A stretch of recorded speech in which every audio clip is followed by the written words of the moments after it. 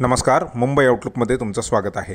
शेतकऱ्यांच्या विविध मागण्यांसाठी अनेक वेळा आंदोलन करून देखील दखल घेत नसल्याने अखेर छावा क्रांतीवीर सेनेच्या वतीने येवला कृषी उत्पन्न बाजार समितीच्या आवारात आमरण उपोषण करण्यात आले। शेतकऱ्यांना सरसकट कर्जमाफी करावी, कांद्याला प्रति क्विंटल 5,000 रुपये हमीभाव द्यावा, नाफेड व NCCF यांना कोणत्याही प्रकारच्या खरेदी प्रक्रियेत सहभागी होऊ देऊ नये अशा विविध मागण्यांसाठी छावा क्रांतीवीर सेनेच्या वतीने येवला कृषी उत्पन्न बाजार समितीमध्ये जिल्हा प्रमुख गोरख संत यांच्या नेतृत्वाखाली उपोषण करण्यात आले।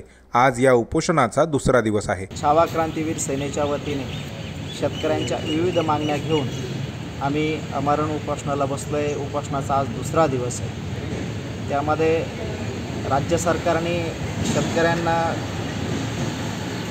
आश्वासन दिलं होतं की आम्ही शेतकऱ्यांचा सातबारा कोरा करू, पण शासनाला कुठंतरी याचे लक्षात न राहिल्यामुळं आम्ही त्यांना जागं करण्यासाठी आज दुसरा दिवस उपोषण करण्यासाठी बसलो आहे। त्यामध्ये आमच्या विविध मागण्यांमध्ये शेतकऱ्यांची कांद्याला हमीभाव भेटावा 5,000 रुपये प्रति क्विंटल व त्यामध्ये सोयाबीनीला 10,000 रुपये प्रति क्विंटल भाव भेटावा, कापसाला 15,000 रुपये भेटावा, स्वामीनाथन आयोगाच्या शिफारशी लागू करावा का जेणेकरून आम्ही हे जे सांगतोय याच्याने शेतकऱ्याच्या आत्महत्या थांबतील व त्या शेतकऱ्यांच्या पोरांच्या शिक्षणासाठी चांगला पैसा येऊन ते चांगलं शिक्षण घेतील अशी आमची अपेक्षा आहे।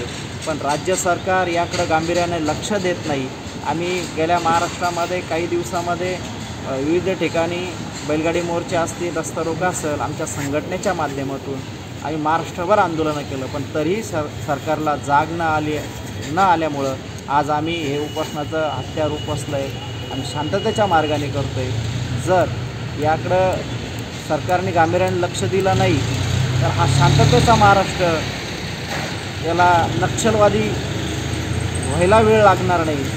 कारण शेतकरी पार मेटाकुटीस आला आहे, त्याला त्याच्या केलेला खर्चही फिटत नाही, ज्या पिकाचा खर्च केला आहे त्या खर्चही फिटत नाही। त्यामुळं आज आम्ही शेतकऱ्यांच्या भावना ओळखून या उपोषणाला सुरुवात केली आहे।